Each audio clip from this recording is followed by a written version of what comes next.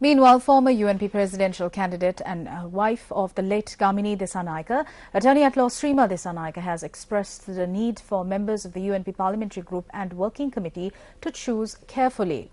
Issuing a communique, she states that at times of crisis, past leaders who were of impeccable character and stature have sacrificed time, money, labour and, on more than one occasion, their lives. She also says that looking at the dismal results as successive elections held since 1994, the hard, cruel facts cannot be ignored.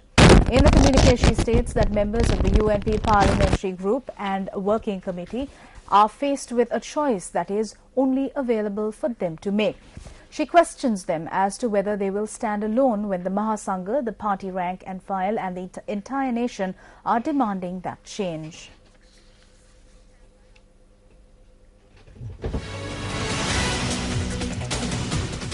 Minister of Disaster Management Mahinda Amaravira says that as long as Ranil Wickremesinghe remains opposition leader, they will be able to maintain a strong government. The minister made this statement during a function held in Angunukola Palace today.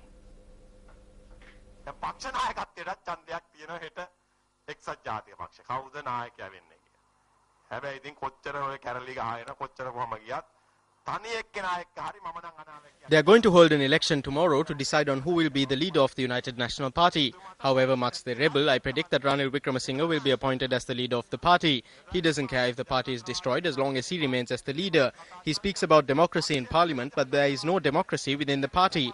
Many representatives were appointed recently. We have received information that all of them are being gathered at the opposition leader's house.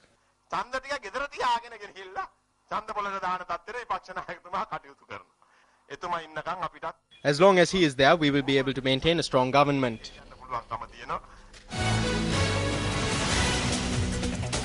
The 44th anniversary celebrations of the State Services National Printing Employees Union was held in Sirikota yesterday under the auspices of opposition leader Ranil Wickremesinghe.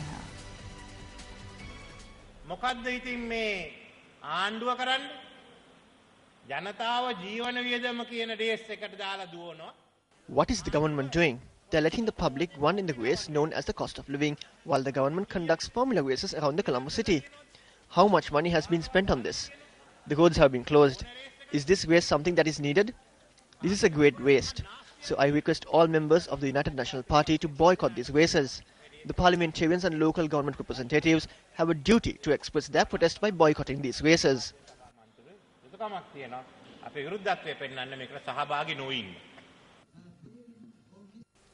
Although the opposition leader criticizes the government's actions and warns representatives of the party against such events, questions have arisen about his behavior on another occasion. The closest example for such a double standard was seen on the 11th of this month when the opposition leader attended the cricket match organized for ministers and parliamentarians played for the Speaker's Challenge Trophy.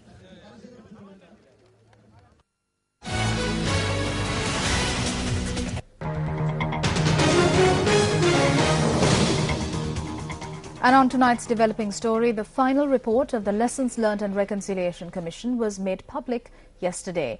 Commenting on it, Human Rights Watch stated that the report fails to advance accountability, while Amnesty International said that the report falls short.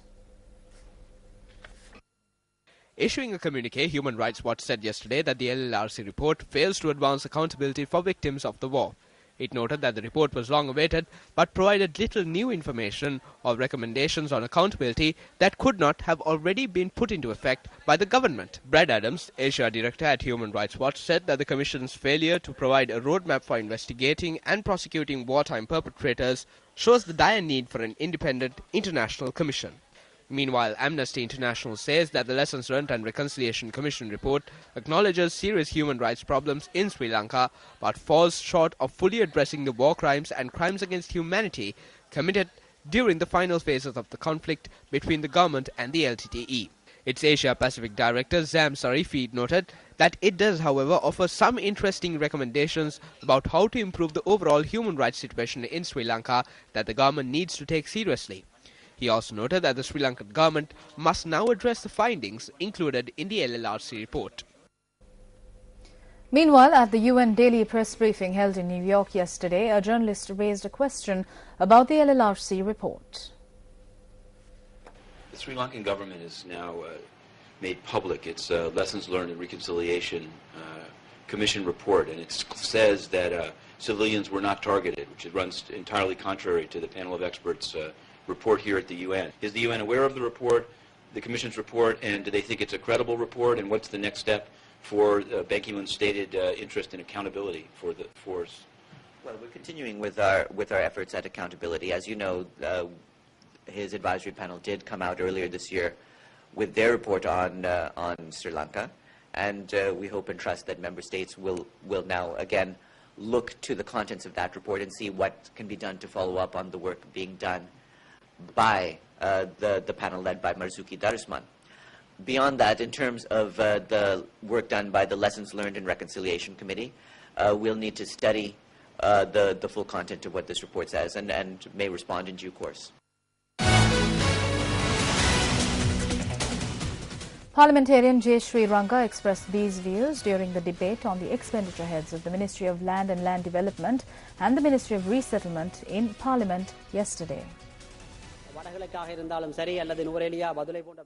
It is still a question as to whether the lands in the north and east of Badulla or Nuwara will be granted to people living in those areas. These lands have been granted on a 99-year lease to estate companies that gain profits.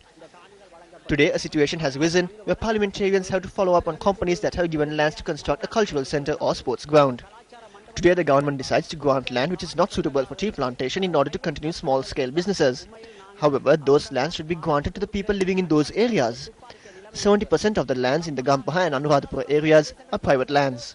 According to the Central Bank report, 60% or 70% of the lands in the hill country are state lands.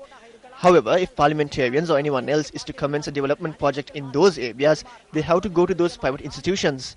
Therefore, the subject ministers have to focus their attention towards this. I would also state that the resettlement of those displaced is not successfully done as the government states it has. I would also state that no allocations have been made through the budget for the resettlement program.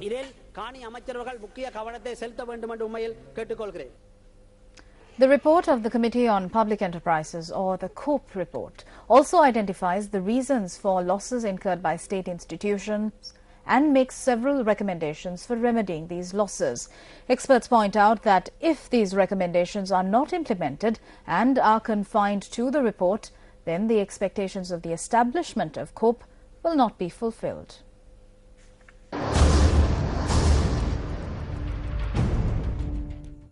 This COPE report shouldn't be a report forever for the next year also. In the COPE report, it was specifically mentioned the recommendation also. So the committee has given recommendation for each non-profitable government institution to uplift their standard in future. There must be a mandatory provision in future, even change in the constitution or statutes to make these recommenders as mandatory provisions. The duty cast upon this particular parliamentary committee is to investigate and find out as to whether all public investment had been properly utilized, whether there had been any mismanagement or corruptions involved in relation to public funds. If it is so, to disclose that who are the persons responsible and how much had been wasted by way of corruption and mismanagement.